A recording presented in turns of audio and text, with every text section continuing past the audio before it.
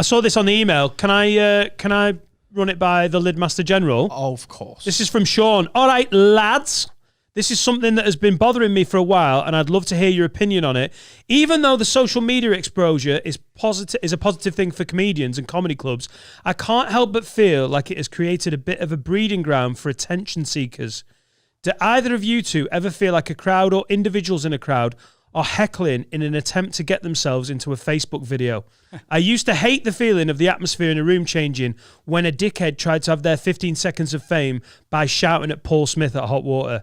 It may be a useful thing for comics to have wankers on tap, but as an audience member, I sometimes feel like you can be taken out of the moment when this type of person chirps up. Cheers, Sean.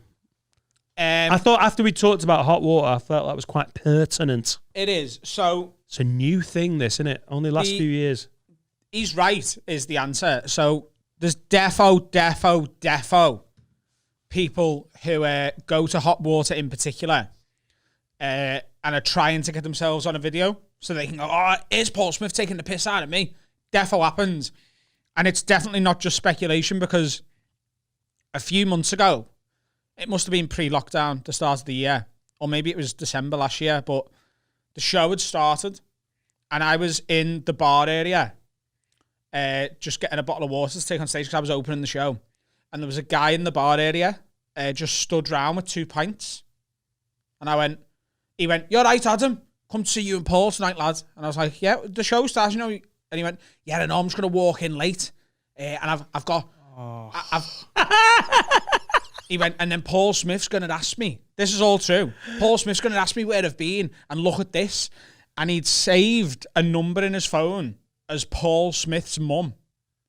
And had like a conversation talking about shagging her. And he was like, "He's going to ask me, isn't he, where I've been?" And I'm going to say, "I've been texting your ma." And then I'm going to show him this. So he was waiting in the bar area to do this.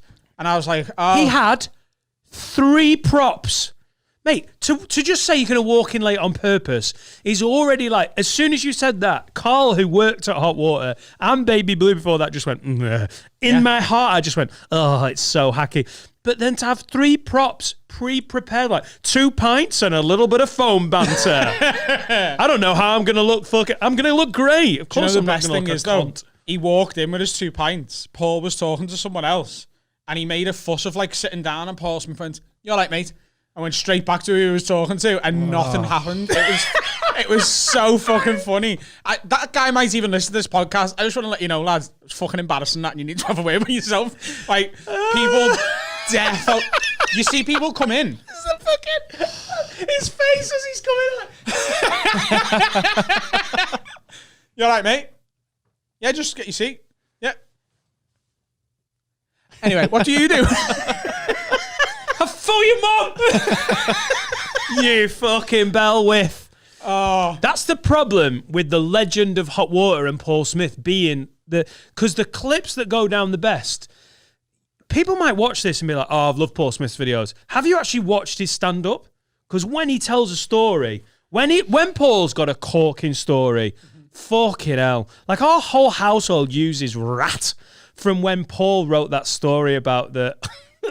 Is it about the threesome he got offered or something? Yeah. He's like, "You fucking rat." Awesome it was, yeah. And it's when a great story or piece of stand-up resonates with comics, it'll get retold to comics and like it becomes part of, like, I don't know, it's so much better than just a quick bit of banter.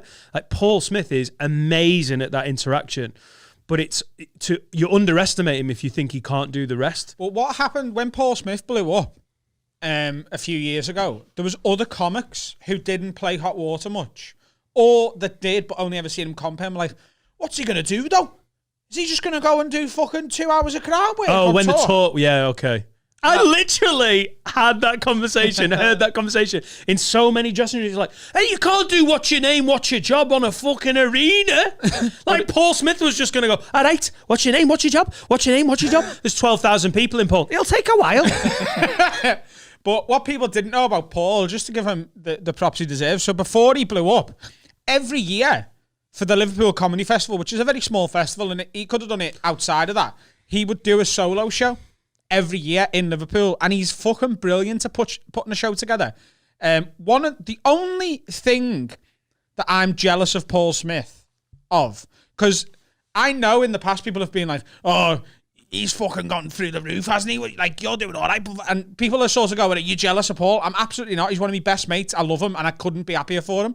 But he's got this ability to, something can happen to Paul that day. And that night, he's got a 10-minute bit about it. Because he's so good at going on stage and just punching up a story live.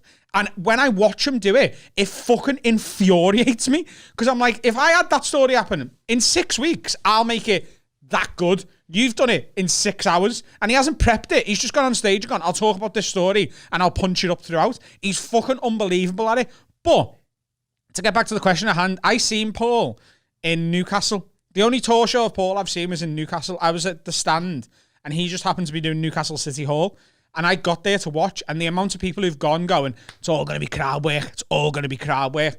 And what he's had to do, and I think he's happy to do this anyway, because he's known for crowd work, he opens for his opener. So he goes on, and he does 20 minutes of comparing, even in the Echo Arena. When he played the Echo Arena, he went on at the start, and they'd made a stage for him that wasn't the usual stage. He could step down onto. Like on Dave Chappelle's Sticks and Stones special, in front of the stage, there was just a little platform so that they could wrap the audience round them.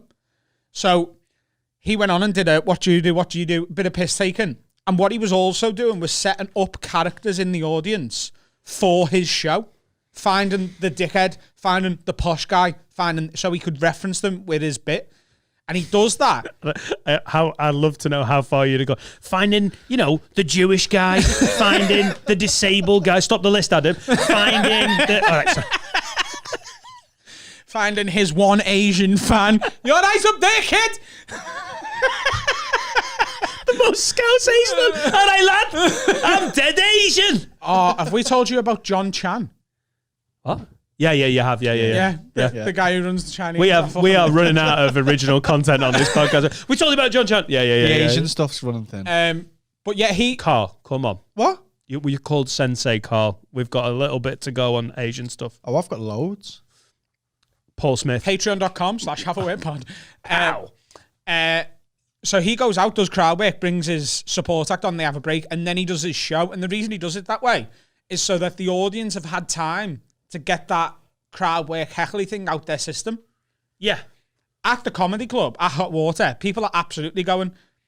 At most comedy clubs, when like you arrive at the Glee Club in Birmingham, and the way you get into that building is the same way as the audience. So you hear people getting shown to their seats, and you'll hear people going, oh, don't put me on the front row, I don't want to get picked on. Hot Water Comedy Club is the only one where I've ever heard people go, I don't want to sit there, put me on the front. Because they want the interaction with Paul. It doesn't happen as much as you think. I fucking hated that in Hot Water. What, getting people on the front row or stopping bell ends? Because if you run a comedy club, there's a red light flashing when someone turns up going, 100%. I want to be in the front. You're like, you're a fucking knobhead. Yeah, it was not putting them on the front because they're going to ruin it. And it was making sure... I put a lot of couples on the front because there's always fire there. But it's people who'd stand up at it's people who'd get in the front of the queue. Because you got to remember, Hot Water's 220 people, and I've got to sit them down in 20 minutes. So it's an operation. Just sit where you get told to sit. Oh, I'm not sitting on the front. I'd be like, unfortunately, either leave the queue or you are, because you can't sit back to front. That's impossible. Because if you've not got enough, then, I'm not sitting on the front, lad. I'd be like, well, you'll have to leave the queue then. I had to get to the point where I was telling people to just leave then, because it was... Yeah, and that's the flip side of that is some people are really into it, but also the legend of Hot Water means that some people would rather be anywhere but the front. But it still comes down to, you've got to let this shit happen naturally. Yeah. You can't force it. It's so fake. Like, it also, crowds are incredibly perceptive. Even on like Facebook videos or whatever, you can pick up when it's not real. When you're like, that's a fucking fake. Yeah. When there's the things that have clearly been set up to go viral, you're just like, bullshit. It's not a real video. It's the same with interaction. Crowds love it. When this is why we both love stand-up. We all love stand-up. And I remember seeing Dave Johns do comedy way back, like 20 years ago, and he just riffed for 45 minutes closing the Hyena in Newcastle. And I sat there, probably like kids sit there watching Paul Smith now. If you're into comedy like you were at 18, there's a whole generation of young lads going, fuck, I want to do comedy. I've seen these videos. go down to hot water and they must watch Paul Smith and go, you're a fucking wizard. Yeah. How are you doing this? But when it's forced or crowbarred, it doesn't half take away from the magic of it. And if a crowd senses that something's been set up, they really don't like it. Not that that's what we're talking about, but it's like, mate, you clearly want it. Fuck off. And also, like, people who aren't in comedy, and I know this is sort of going to piss off some of our listeners who think they're hilarious, you're not as funny as you think you are. People who try and make comedians laugh after a show, it's often like, you don't realise how funny our friends are. You don't realise how funny a green room is. And they don't understand the subtlety and how something works. So, like, when Paul's on stage and he goes to someone, this is just off the top of my head. So he goes, what you do, lad? And he's like, I work in deliveries. I'm a delivery driver. I work for a pharmaceutical company. And he can go, fucking drug dealer, aren't you? That gets a laugh. But I've seen people trying to get on videos going, what you do, lad? He go, I'm a drug dealer. And the subtlety's just fucking gone. The only reason that's funny is because when Paul's talking to someone who clearly isn't a drug dealer, but he can draw a parallel to what a drug dealer would be. That's why that's funny. Just fucking coming in with your fucking axe and going, drug dealer! I'm a drug dealer! Play the straight man. Do us a favour. Do all comedians a favour. When you're at a comedy club, just play the straight man when you're getting asked questions. Yeah. Hey, by the way, we're not saying... Some of the funniest things I've seen is when an audience member sees the joke or sees the opportunity to just land a perfect shot, whether it's at another audience member. They're great. I'm not against audience interaction like that. It can be tremendous, but when you're like, what's your name, what's your job, don't be like, my name's fucking Barry, and you're like, and then all the mates are laughing like, he's not really called Barry. What'd you do? Not a lot. You're like, just fuck off and die. Yeah. What I love is when there's an audience member. This happens quite often at Christmas, especially at Hot Water, is when it's all groups and it's all work parties or stag do's or whatever, there's one person in that group and it's normally the least attractive lad in the group. It's the guy who is the funny guy. And he's so used to all my mates... The reason I get asked to hang out with these lads is because I'm the fucking funny one. And then all of them have paid £17 to listen to someone else be funny. And they just can't fucking handle it. And they're like, I'm the funny. And then they try and join in and they realise they're not professional level funny. They're not £17 the ticket funny. They're 4 pints round the table in Weatherspoons funny. Yeah. And they're like, well, I'm going to say, well, what about this? And everyone's just like, what the fuck are you talking about, John? And then they feel awful. And then they get aggressive. And they always end up getting kicked out because they just can't handle the fact they're not the guy anymore. Because they're normally... They're almost like the funny alpha. Yeah. And then someone's on, like, he's got a fucking microphone. I could have a microphone. You're like, you defo couldn't do. The amount of stags I've kicked out, groups of lads. Yeah. Having said that, when a stag do's on board, the energy they bring is fucking great. Stags and hens getting slagged off is like the oldest thing in stand-up.